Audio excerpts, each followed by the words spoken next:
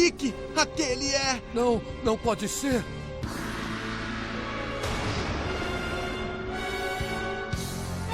É o Hades! Athena luta ao lado dos seres humanos para proteger a humanidade. Poseidon, por sua vez, escolhe os mais puros entre os corruptos para executar seu julgamento sobre o mundo. Mas... e Hades? Ele afirma odiar os seres humanos e desejar sua destruição. Ainda assim, mantém humanos nas fileiras de seu exército, nasce do ventre de uma mulher e deixa sua própria irmã à frente de seus guerreiros na sua ausência. Afinal, qual é a verdadeira visão de Hades sobre a humanidade? Talvez a resposta seja justamente naqueles que o servem, porque se entendermos a forma como Hades enxerga seus espectros, talvez descobramos não apenas porque ele os engana, mas também o que o imperador do mundo dos mortos realmente pensa dos seres humanos. E a verdade por trás dessa relação pode ser muito mais cruel do que parece. Eu sou o Damien e hoje vamos descobrir por que Hades trata seus próprios espectros dessa forma e o que isso revela sobre um dos personagens mais fascinantes de Saint Seiya.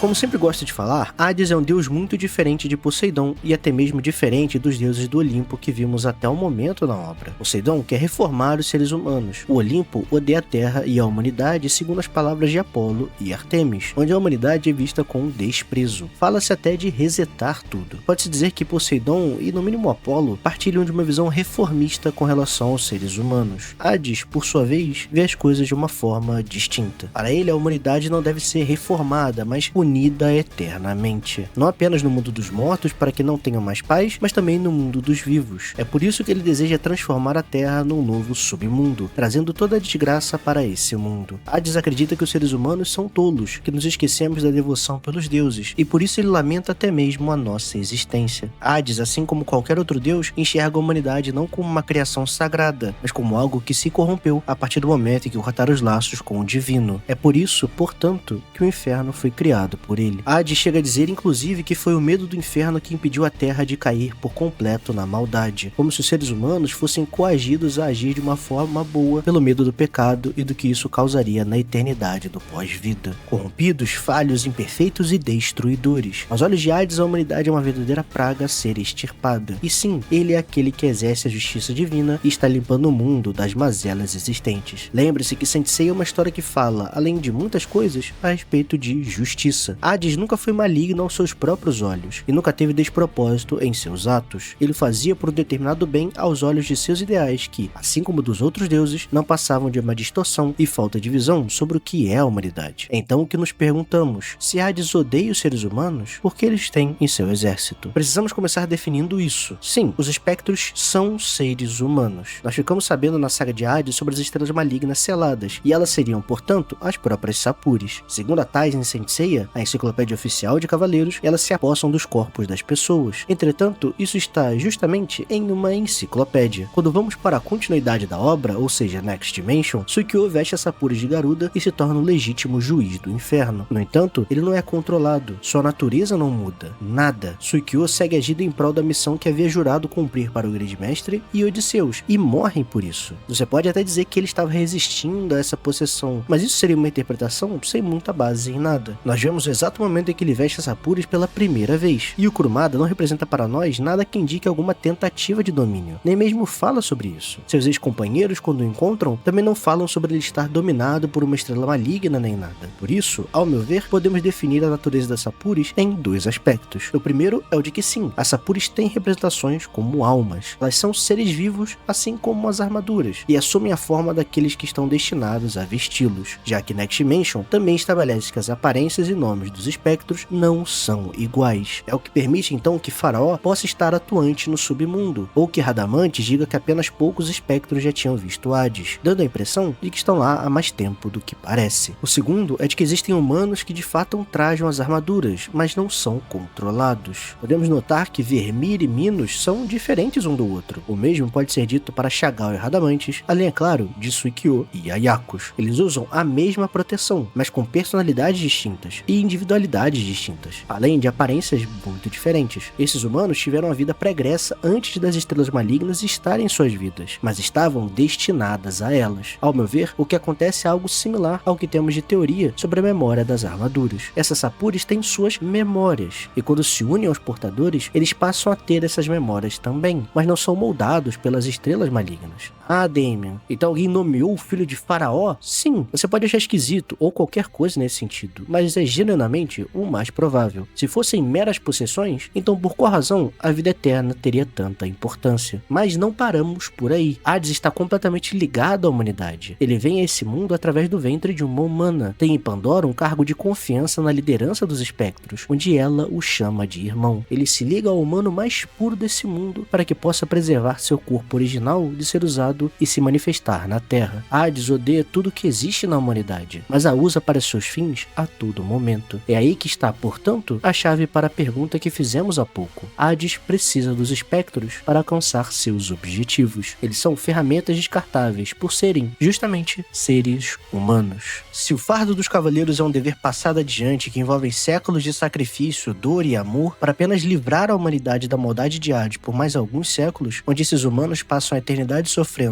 por terem lutado em nome da justiça, então o dever dos espectros simplesmente não existe. Eles são levados a acreditar em uma missão, uma causa e ideal. Lutam por ela acreditando que seu senhor está junto deles nessa tarefa, tendo como objetivo final e recompensa uma doce mentira. É então que precisamos entender qual é a mentira que Hades conta, como seduz os espectros e de que forma os usa. Mas antes de respondermos a isso, não esqueça de deixar o like, se inscrever, mandar para os amigos e usar a opção de hype no seu celular se ela estiver disponível. Gostaria também de tornar-se membro do nosso canal, onde por apenas R$ 3,99 você pode nos ajudar a evoluir e se manter. Muito obrigado aos membros do canal que já nos ajudam muito. Vocês são verdadeiros cavaleiros. Com aviso e pedidos feitos, vamos voltar ao vídeo.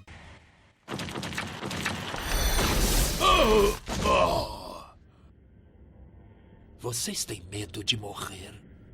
Podemos dividir a mentira de Hades em 3 partes. A primeira mentira é a da vida eterna. É através de Giganto de Ciclope que nós descobrimos que a promessa de Hades para os espectros é a da vida eterna depois da morte, o que tem um significado diferente para os espectros. Eles, por serem humanos e por saberem do funcionamento do submundo, sabem os horrores que aquelas almas passam, sabem da rigidez do julgamento, e lutar para cair no sofrimento eterno seria doloroso. É por isso que ter o alívio de saber que mesmo com a morte não vai haver sofrimento, que Hades o liberta do medo e os faz lutar com tudo. É curioso como podemos olhar como uma verdadeira antítese aos cavaleiros. Os santos de Atena lutam com todas as forças mesmo que morram. Por isso se sacrificam por uma causa, um ideal e uns pelos outros. Os espectros precisam da suspensão da ideia do sofrimento da morte poder lutar. Quando o Muro das Lamentações é destruído, Pandora então nos diz um pouco mais sobre a vida eterna que Hades havia prometido. Ela nos diz que a Terra por inteira seria um paraíso, onde todos ali teriam a vida eterna. Isso leva então à segunda mentira, a de que eles estavam lutando pela limpeza de um mundo corrompido, e não pela punição eterna dos humanos e do castigo a essa terra. Não haveria vida eterna nesse mundo criado por Hades. Haveria apenas a ausência da vida. É por conta dessa destruição que um reformista como Poseidon interviu a favor de Atena, aliás. A terceira mentira, que abarca todas as outras, é a de que Hades se importa com eles. No início do arco, quando os renegados são mandados para o santuário e temos Radamantes agindo para enviar espectros, Pandora diz que Hades não deseja nada disso, que ele é alguém de grande coração, que não deseja que seus guerreiros sejam feridos. Isso não é cinismo por parte de Pandora. Ela estava completamente iludida por Hades naquele momento, assim como os espectros. Suas palavras refletiam que Hades era para ela e o que transmitia para ela também. É o que se liga posteriormente à ideia de que esses soldados teriam a vida eterna depois da morte, ou que viveriam em um verdadeiro paraíso, limpo de toda maldade e corrupção. Os espectros não passam de ferramenta, de uso para conseguir algo maior, e não precisamos nem que isso saia da boca de Hades, pois Thanatos inferioriza os espectros. O corpo de Hades também nos ajuda a ver isso, já que o corpo humano pode ser visto por alguns espectros, mas seu corpo verdadeiro está resguardado por aqueles que são iguais, ou seja, outros deuses. Hades mente, portanto, porque mesmo que os espectros o sirvam, eles são apenas seres humanos. Eles lutam por o suposto ideal de mundo, mas lutam também pelos interesses de sua vida eterna, por uma ganância. Eles são, do início ao fim, os humanos que Hades tanto faz questão de condenar, pois são cruéis, malignos e inescrupulosos. Então o que ele faz é usar os seres humanos contra os seres humanos. Sua visão a respeito da humanidade é, portanto, o que define como vai se portar diante do seu exército. Da mesma forma como acontece com Poseidon e com Atena também. No fim, Hades não engana os espectros apesar de vê-los como humanos. Ele os engana justamente por isso. A mentira sustenta seu exército, sua promessa e sua própria ideia de justiça. E por trás dela, revela-se a verdadeira face de Hades, um deus que condena a humanidade, mas que jamais deixará de usá-la. Mas e você? Como vê a relação com os espectros? Concorda comigo? Discorda de mim? Deixa aí nos comentários e bora debater. Peço mais uma vez pelo seu like, comentário e inscrição. Vejo vocês na próxima live ou vídeo e valeu!